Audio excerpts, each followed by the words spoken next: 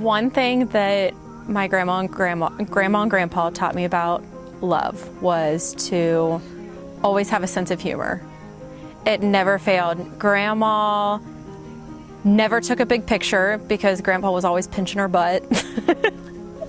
Or we were scaring her with birds or mice. We used to hide little mice in the cake, and that's always what I saw, was them laughing and teasing each other, and that's what I try and do now. I mean, Donovan's a goof. He literally makes me laugh every single day. Sometimes I wish I could be half as good as he is, but all around it's just have a good sense of humor and have fun and love one another. My grandma and grandpa both always put everyone else first, always put us first. I mean, it wasn't something they had to like think about doing. It was very clear to us from an early age that's just what they do. They put their daughters and their grandkids and everyone else first, and you help somebody that might need some help. But definitely the way I saw it is he was more like a dad to me than a grandpa. In some cases he was more like even a friend to me than a grandpa, but definitely if you could learn one thing from him, it was how much he loved his family. I mean, there was no doubt about that. Above his friends, above his own activities, anything that he enjoyed, his family came first. My grandpa was always the strong, silent type. Pretty stereotypical, I guess, if you want to say that. So he was a good guy. He would always just be sitting there watching, smiling. That's about it. Didn't really say much. I used to get on the bus here when I was little, and the boys had to get on the bus like about an hour before I did because they were in the junior high age and I was still elementary or whatever. So they would get up and they would get themselves on the bus after they were dropped off here, but sometimes I would fall back to sleep and then wake up and get myself on the bus an hour later. And one morning when I woke up, I looked at the clock, and it was the Roman numeral, like half grandfather clock that hangs on the wall, and I thought it said 8:15, which meant I had already missed the bus. So I woke up my grandpa. I'm guessing he must have been retired at this age or worked a different shift, and I was in a panic, like, Grandpa, can you please take me to school? I'm gonna be in trouble. And it was no problem, super calm and collected. He gets up, he drives me to school, and there's not a soul at school because I read the clock wrong, and actually I was waking up 45 minutes before the bus was supposed to come. So calm, cool, and collected, he said, like, don't worry about it, it's okay. And he took me to get donuts on, I think it was called maybe Cedar City Bakery. I can't remember the name of it, but it was on Mulberry Street. And so we went and we had donuts, and he drove me around until it was time to go to school, and then he dropped me off.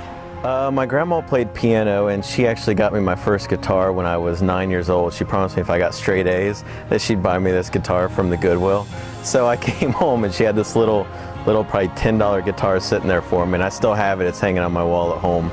So ever since then, me and Jonathan always dabbled in it, and we just kind of took it from there. She taught us piano a little bit when we were younger and always taught us how important music was, and they were always listening to Johnny Cash, and Johnny Cash was my grandma's favorite. My grandpa liked bluegrass. So, well, I mean, even after he started to get dementia and go downhill a little bit, all that we would do is sit on the porch out here and just listen to bluegrass on the radio, and that's the only time he would just sit there and just kind of watch. And Jonathan and I would come out and we'd sit and play for him every once in a while, kind of when we were learning a little bit, so I'm sure that he was a little bit more kind than what he could have been. But yeah, he loved it. He would just always just sit there and listen. And I know that obviously I wasn't around, but when my mom was a kid, he would all they did was go to bluegrass festivals, and they would travel around, and especially down in Kentucky there's a festival called Blazing Bluegrass that she used to go to when I was a kid, and now we're going to it. So awesome. Yeah. The house behind you, what kind of memories do you have of that house growing up? Oh my gosh, too many to even count. I mean, we were down here, a lot of the cousins got on the bus here, so they were here in the morning, but as soon as we got off school, we'd throw our book bags down and we'd be down here and right as quickly as we could. So, and then My grandma was the only one I knew that had a Super Nintendo when we were kids, which was still like, everybody else had PlayStations, we had the Super Nintendo, so we'd be in there playing it, and if we got caught playing that when the sun was shining, was not a good thing. Did it ever happen? Oh yes, it happened. We got banned multiple times for it if we weren't out in the woods when the sun was out. Yeah, really just cars in general was how we bonded.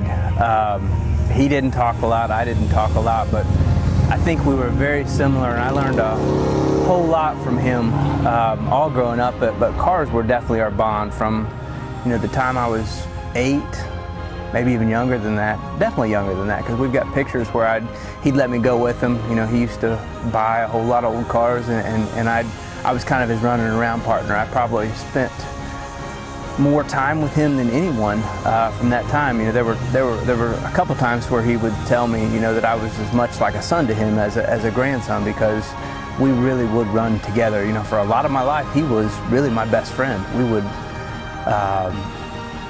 go junkyarding together, looking to see what treasures we could find, old cars, old parts for his cars, my cars. We'd go chase cars all the way from, you know, Ohio to Tennessee. Sometimes we'd just haul off and go on a weekend when we were looking for me a car, and we'd just pick a spot in Kentucky or Tennessee, and we'd just drive around to where we could find an old car, and that was where a lot of our bonding time came. We went to a lot of car shows. The Tennessee car shows are kind of famous in our family as a real tradition. One of my favorite memories was a huge group of us guys. So it was Levi, Robbie, my, you know, Kentucky cousins, my grandpa, my dad, his brother Jerry. We all packed up and went to the Gatlinburg Hot Rod Show, and we did that for about 3 years in a row, and it was just one of the most fun things. I mean, it was just a bunch of guys hanging out. We had a 2-story hotel room, which I've never even seen before then.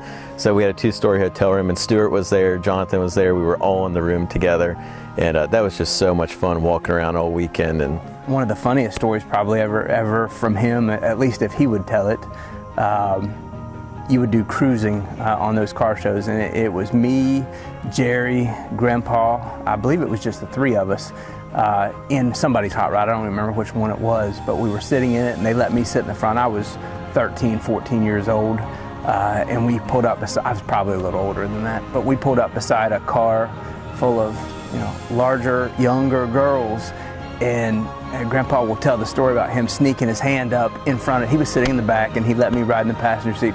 He snuck his hand up by where my window was and waved to these girls. So, you know, I was, you know, instantly paralyzed, because then all these girls start smiling and he was just in the back laughing, and he told that story for the next 30 years. It was pretty much my second home. Me and Jeremy and Annie would always walk down here with the cousins, because it was like a 2-second walk. And then Grandma and Grandpa would go run and pick up Jonathan and Caitlin and bring them over here, and this is where we spent most of our summers, here and in the Blue Room playing Nintendo, and out in the woods running around building forts. We were always here. Jonathan and Caitlin and Sierra were always here. The Fairfields would come for the holidays, and even 4th of July party. Oh my gosh, our 4th of July party was like this big blowout party. And probably, I mean, I think one year we even had all of Angela's family come, and for the Halloween party. And we would do like water balloon tosses, and there was probably 60 of us here. It was like unreal. Like, we tried to relive those days by like trying to recreate them at like another person's house, and it is, nothing is the same. It's like the water balloon tosses, we had a line of like 15 of us on each side, and Grandma and Grandpa always lost first. Never failed. One year we had on purpose? No, not on purpose at all. It was all, yeah. And it always busted on Grandma, every time.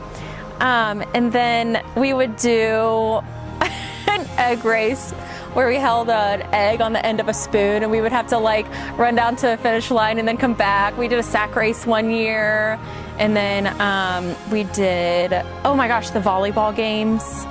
And we like, one year I remember Mom going out and buying like a bunch of prizes. So it was like legit, like you had to win these games. Oh my gosh, it was a blast. All of my aunts and uncles would sit in the kitchen and play pinochle while the other kids were expected to entertain ourselves. We were allowed in the kitchen occasionally, but I think just thinking back to like the sounds and the smells and what a joyous time that was with simple living. How has that changed now? I think it seems like the days of stopping by for a visit every day are different, but that is what we did. I mean, I can honestly say, like, our whole family, aunts, uncles, and cousins were here 5 out of 7 days a week eating dinner together, and it was not planned. It was like you stopped by, and if dinner was being made, then you stayed for dinner. And Grandma always made enough, like as if we were all coming. So, I mean, just everyday life was spent here. My kids really know the grandpa that's been around the last decade, you know, the crazy old man that's lost his mind, or the, you know, that's all they know. They don't